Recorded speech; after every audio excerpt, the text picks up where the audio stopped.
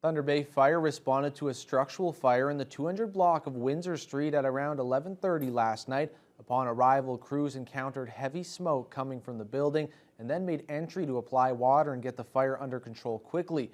All occupants were evacuated prior to the first arriving units, as there were no injuries to civilians or firefighters as a result of this fire.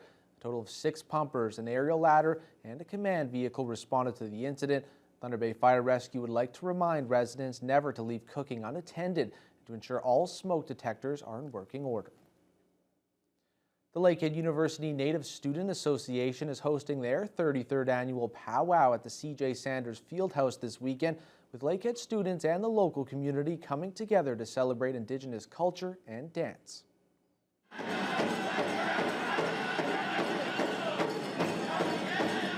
The annual powwow is a signature event that showcases tremendous talent and entertainment free of charge, while reinforcing traditional aspects of Indigenous culture such as drumming, dancing, singing, and giving thanks.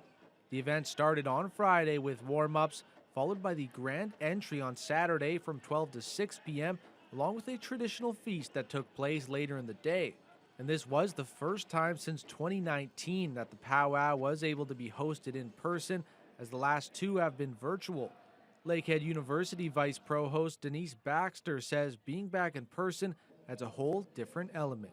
A powwow is a celebration. It is a time of coming together.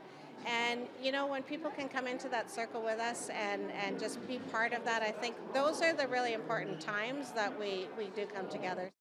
Organizing the powwow was the Lakehead University Native Student Association, which is completely ran by students.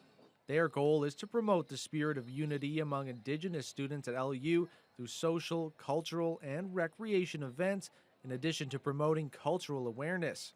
LUNSA President Jordan Thompson Van Conant says the powwow is much more than just a celebration. It's also a wonderful learning opportunity.